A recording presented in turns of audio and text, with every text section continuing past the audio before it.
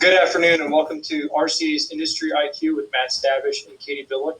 Today we're joined by Lisa Mundt and Amber Hart at The Pulse. The Pulse is a leading source of all things RFP and BD related for GovCons. Lisa and Amber, take 30 seconds and tell us why we need to get smart with your industry IQ. With our industry IQ, you're telling us. No, I'm just kidding. We are in the data every single day. The Pulse is all about information from the ground, not delivered from on high. We are not your C-suite level executives that are, telling you what to do that haven't actually touched this information in the last 20 to 30 years. And we've been in BD and proposals for over a decade now. So hence the reason we look like this. But, we understand your pain. Well, speaking of pain, so we talk to GovCons all the time, and one of the biggest things that we're seeing in the market, can you give advice to a GovCon that they're going after these large IDIQ vehicles and they require substantial investments to win on their behalf? Can you give us some advice on planning for the future, capital allocations? I know the Polaris RFP is out, but what advice can you give a GovCon going after these large IDIQ vehicles that don't have a real monetization effort after the winning? Absolutely. Just kicking it off, I would like to make a caveat saying that any acquisition, any sort of bid that you go after is a substantial capital investment to win. That's something that a lot of people, especially early in the government contracting game, don't quite understand. It does take money to make this money. And so that's just first and foremost. When it comes to the IDIQs, the vehicles, first and foremost, please be selective. We always say the last thing that you want is a trophy case full of vehicles without any intention of being able to bid on the task orders. In our industry, it can be really appealing to collect those. And the notion of a trophy case is really indicative of what that looks like. They collect dust, right? Unless you're actually going to use them.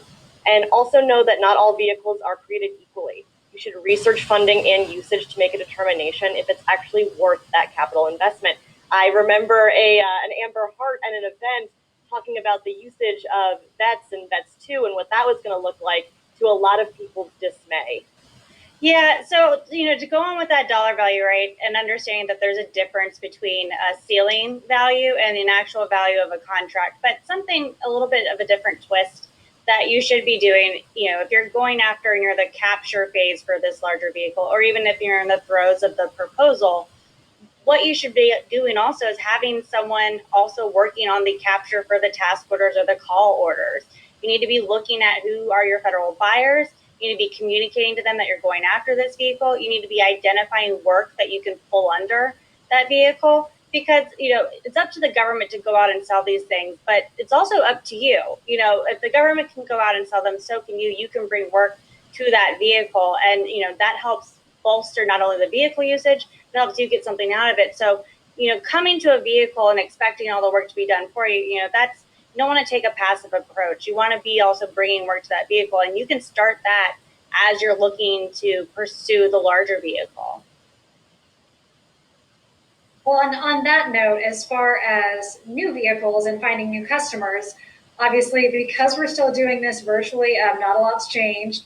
Post-COVID, we're still in our yoga pants, and we're not going into actual buildings where we could see our customers, shake hands. Gross, are we ever going to do that again? So going forward, obviously, we're not walking into the Pentagon these days. So what are your tips and tricks on how to maintain your current customer relationships and find new customers, given we can actually meet face to face? Absolutely. It's funny. What you're referencing is this notion of walking the halls, right? Which is terminology that Amber and I can't stand. We get it, but just saying you have to walk the halls in order to shape opportunities and meet, customers, that isn't helpful, because relationships need to be built well before you're badged and allowed to walk these alleged halls. But these relationships don't happen without a little work first. So, we talk to a lot of our contracting officer contacts, and they always say, yes, you should reach out, but the worst thing that you can do is reach out cold. So always do your homework. That's how you impress the customers that you have and make new ones. You have to understand that contracting, there's a lot of money on the table, but this is not an opportunity to just print that money. And folks aren't going to award you a contract unless you know their pain points, unless you have a reason for reaching out. unless you have a differentiator, a solution for one of their problems.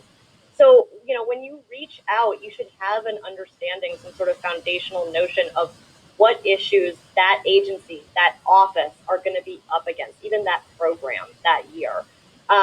Something that we always talk about is writing white papers, responding to RFIs. And one of my new favorite ones that Amber was talking to me about is looking at the GAO recommendations and see what this third party organization, their recommendations for these agencies, understanding that you will then be able to create an opportunity, a touch point out of policy and regulation.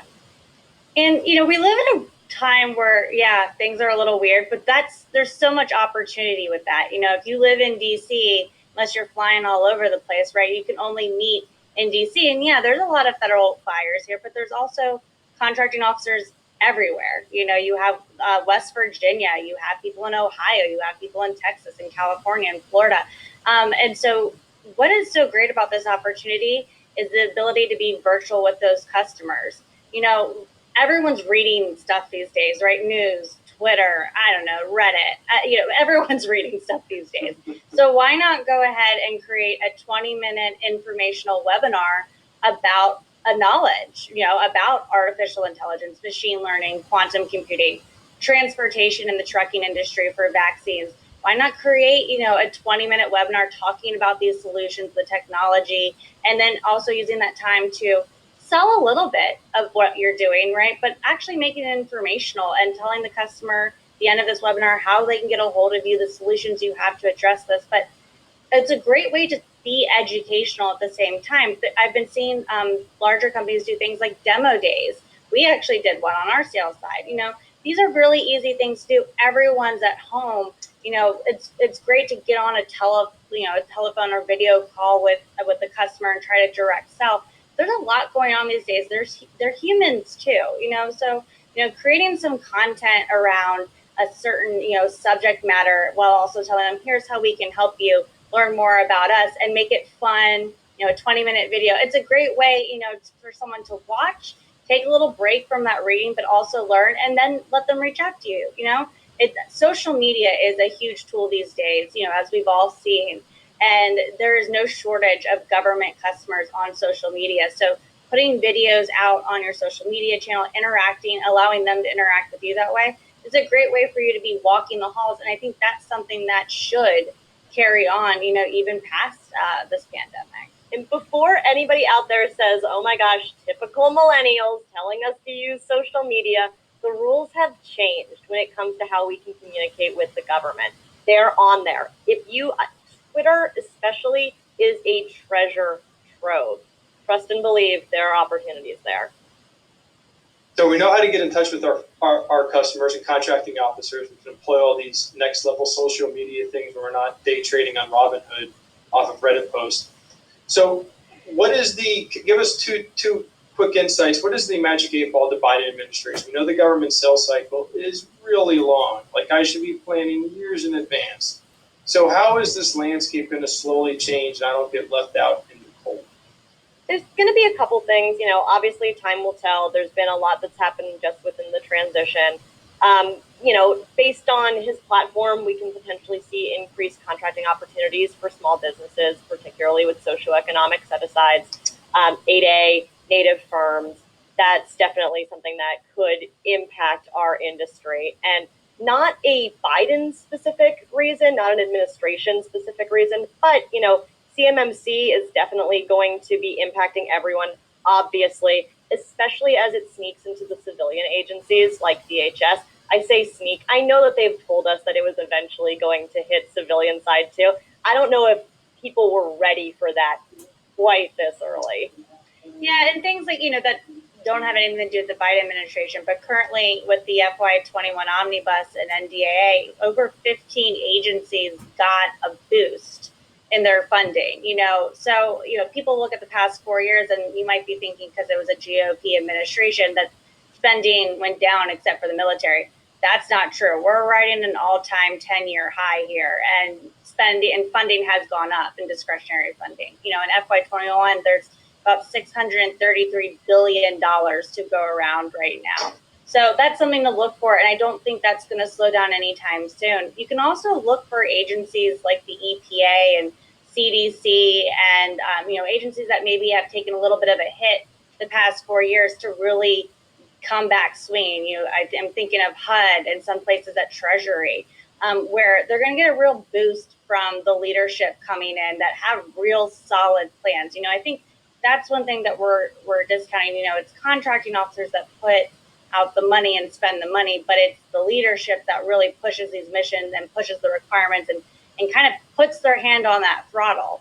And you have, as they get, passed through Congress, you have leadership that's coming in that already knows what they're doing. They know the levers to pull. They know how to push it. They know the missions they want to do, and they know how to do it fast. They're experienced. And so you're going to see them move pretty fast. And I think we're going to see a lot of different requirements for things like oversight, for governance support, for more organizational and staffing support, diversity and inclusion comes to mind as well, and also ways for retention.